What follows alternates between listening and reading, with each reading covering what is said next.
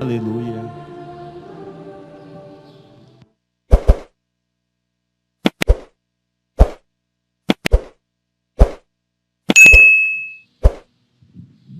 O Senhor esteja convosco. Proclamação do Evangelho de Jesus Cristo segundo Mateus. Naquele tempo, alguns fariseus aproximaram-se de Jesus e perguntaram para o tentar: é permitido ao homem despedir sua esposa por qualquer motivo? Jesus respondeu: nunca lestes que o Criador desde o início os fez homem e mulher? E disse: por isso o homem deixará seu pai e sua mãe, e se unirá à sua mulher, e os dois serão a só carne? De modo que já não são dois, mas uma só carne. Portanto, o que Deus uniu, o homem não separe. Os fariseus perguntaram: então como é que Moisés mandou dar certidão de divórcio e despedir a mulher? Jesus respondeu: Moisés permitiu despedir a mulher por causa da dureza do vosso coração, mas não foi assim desde o início. Por isso eu vos digo: quem despedir a sua mulher, a não ser em caso de união ilegítima, e se casar com outra, comete adultério. Os discípulos disseram a Jesus: se a situação do homem com a mulher é assim, não vale a pena casar-se. Jesus respondeu: nem todos são capazes de entender isso, a não ser aqueles a quem é concedido. Com efeito, existem homens incapazes para o casamento, porque nasceram assim. Outros, porque os homens assim o fizeram. Outros ainda se fizeram incapazes disso por causa do reino dos céus. Quem puder entender, entenda. Palavra da salvação.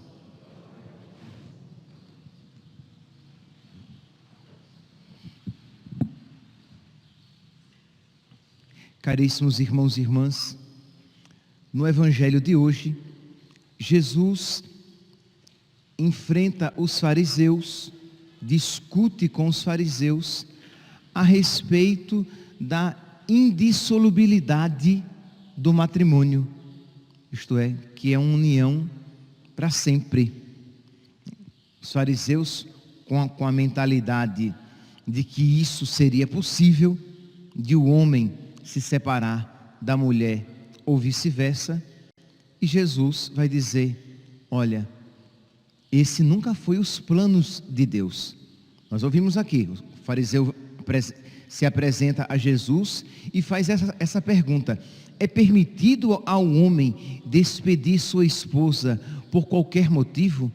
E Jesus, quando vai responder, ele se reporta às Escrituras, ao princípio. Jesus diz: nunca lestes que o Criador desde o início os fez homem e mulher? Aqui, meus santos, Jesus ele nos recorda este ponto tão fundamental. Parece que eu vou dizer o óbvio, que eu vou, como se usa a expressão por aí, chover no molhado, mas não é bem assim. Jesus diz: nunca lestes que o Criador. Meus santos, o nosso Deus, Ele é o Criador. Quando alguém cria, antes de executar a coisa criada, ele já a tem em sua mente.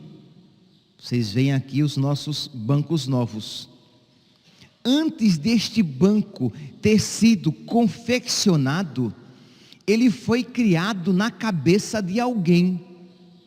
Alguém o pensou, o artista lá, o marceneiro, ele pensou como ele iria executar, ele pensou como aquele banco deveria ser, e ele o criou.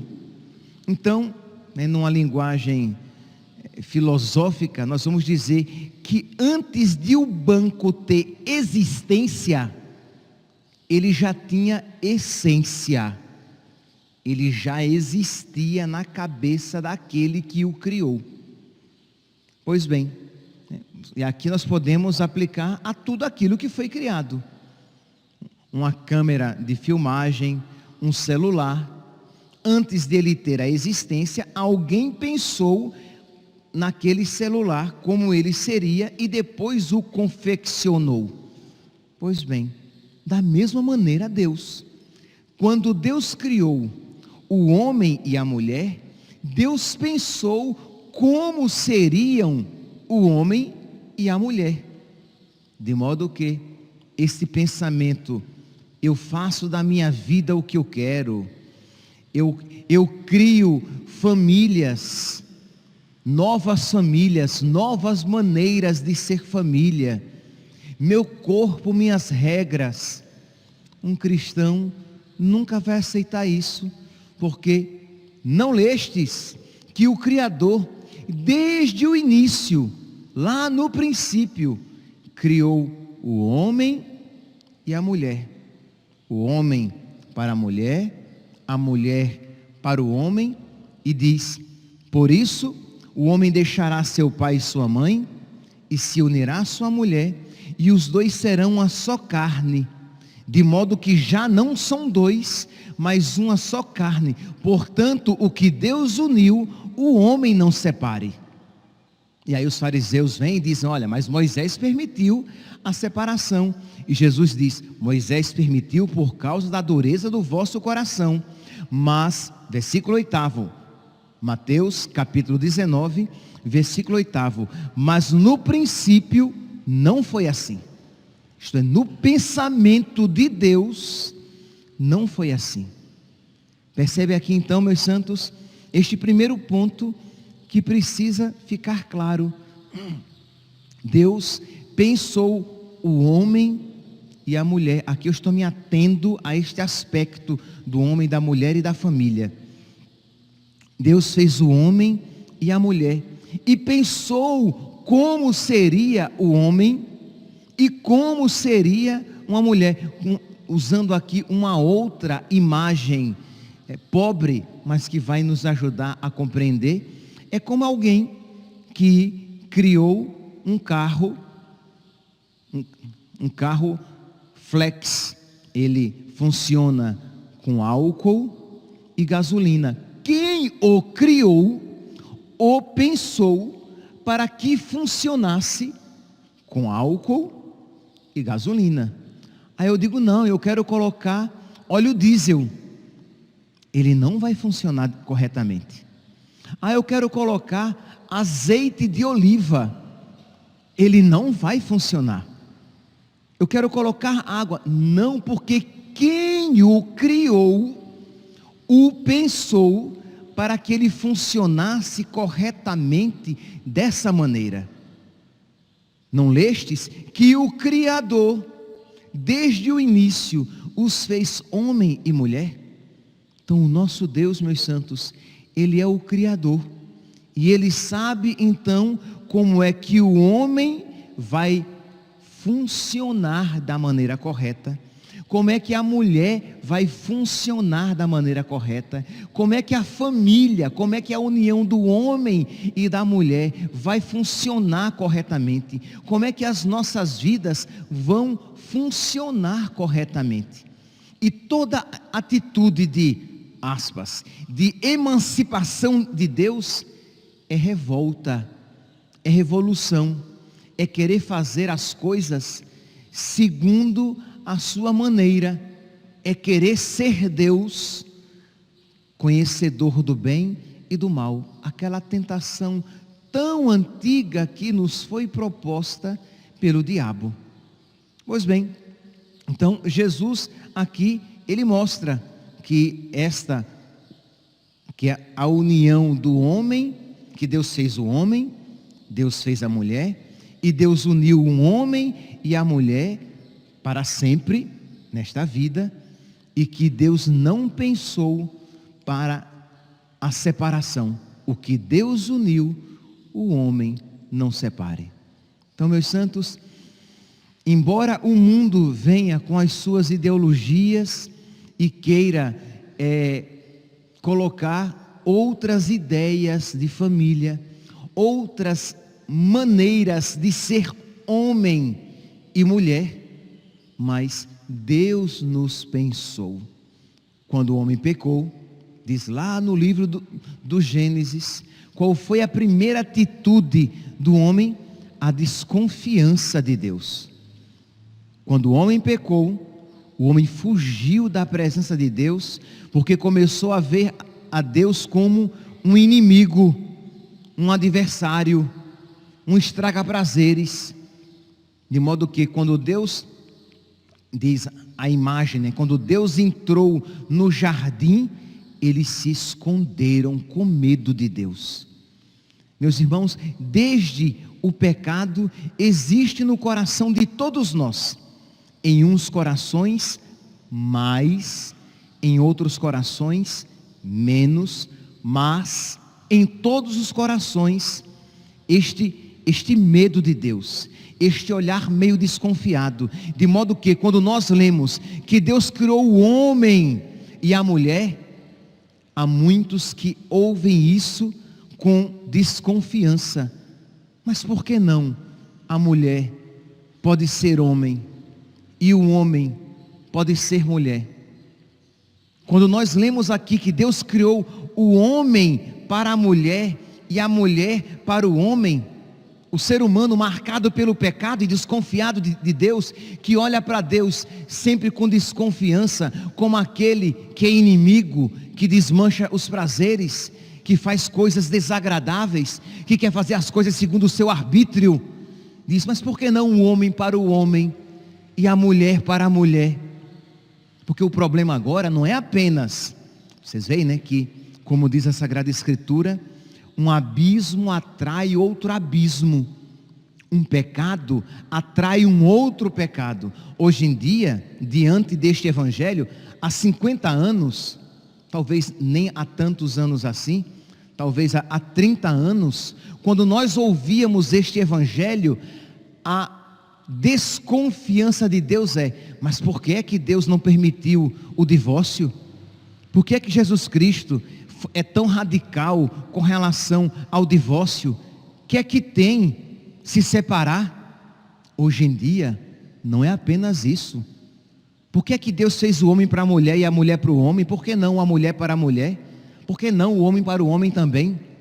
Por que essa intransigência?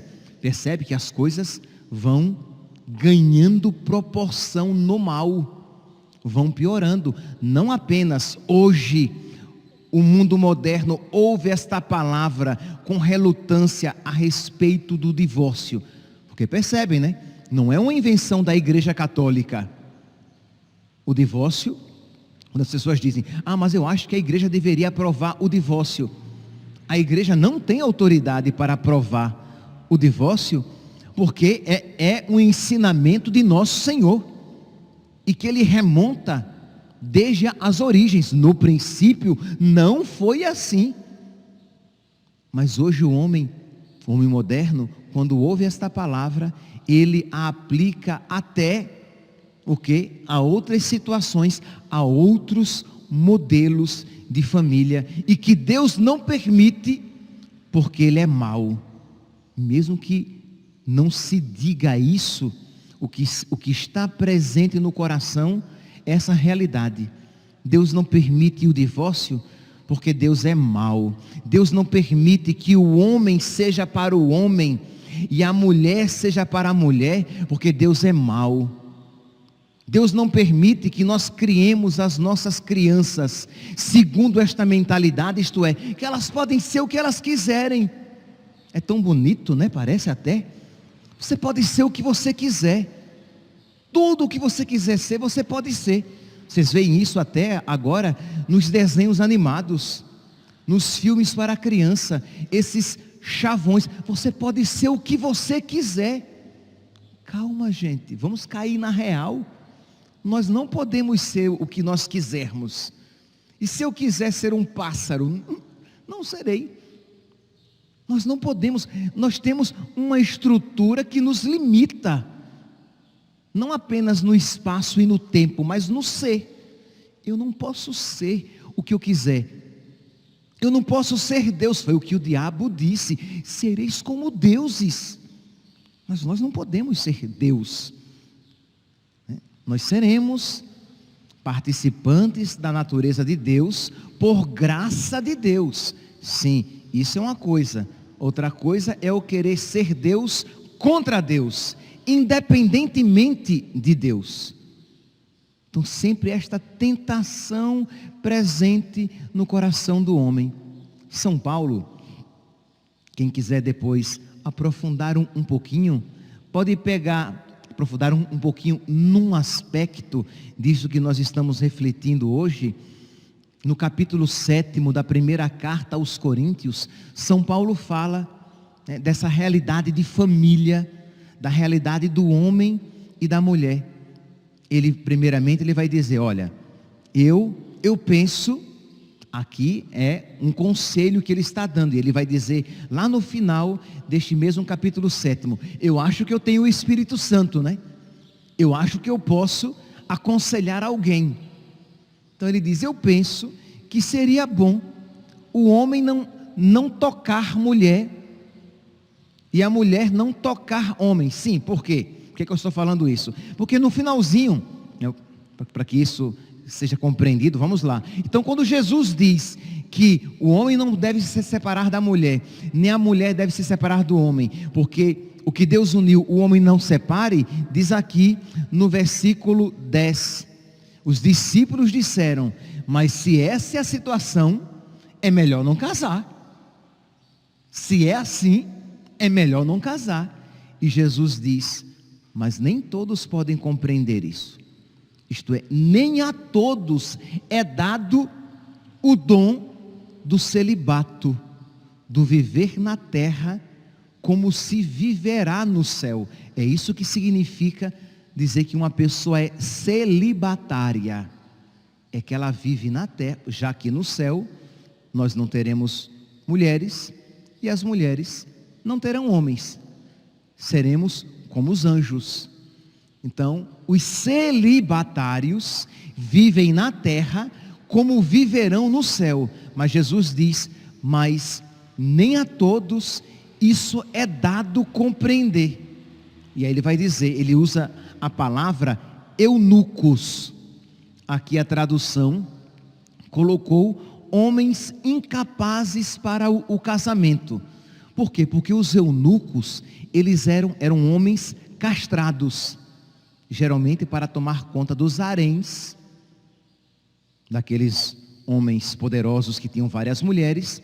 Então, para que não tivessem contato com aquelas mulheres, eles eram desde criança castrados. Então já se preparavam para tomar conta dos haréns. Então Jesus usa essa imagem que existia então e diz: porque há eunucos, há homens castrados. Com efeito, existem eunucos que já nasceram assim, pessoas que nasceram, né, defeituosas, incapazes, com este problema, com este mal, com esta atrofia. Há eunucos que são feitos eunucos pelas mãos dos homens, são aqueles que são castrados. E há eunucos que se fazem eunucos por amor ao reino dos céus. Isto é, aqueles que não vão usar do matrimônio por amor ao reino dos céus. Mas quem puder compreender, compreenda. Em todas as parábolas de Nosso Senhor, você pode pegar, em todas as parábolas vocês vão encontrar Jesus terminando assim: quem tem ouvidos para ouvir, ouça. Aqui ele vai dizer: quem puder compreender, compreenda. A quem for dado o dom, compreenda. Porque é claro que nem a todos foi chamado, nem todos fomos chamados a viver como celibatários. Então São Paulo, aí sim entra agora a leitura no capítulo 7 da primeira carta aos Coríntios. São Paulo diz: olha, eu aconselharia. São Paulo, que era celibatário, embora isso não fosse muito comum no ambiente judaico, mas São Paulo era celibatário. São Paulo diz: olha, eu gostaria que todo mundo fosse como eu. que o homem não tocasse em mulher e que a mulher não tocasse no homem, mas eu sei que isso não é possível. Então, considerando o perigo da incontinência, que versículo 2, 1 Coríntios, capítulo 7, versículo 2, cada mulher tem o seu marido e o marido tem a sua mulher. E que a mulher não se negue ao marido, nem o marido se negue à mulher, para que não sejam causa de pecado. E ele continua no versículo 7, pois gostaria que todos fossem como eu, mas cada um tem o dom que Deus lhe deu. Cada um tem um dom particular. Então, se você foi chamado ao matrimônio, você viverá na santidade, segundo aquela vocação para a qual você foi chamado. Se você foi chamado ao celibato, você viverá aquela vocação para a qual você foi chamado. Mas percebe que existe um chamado de Deus.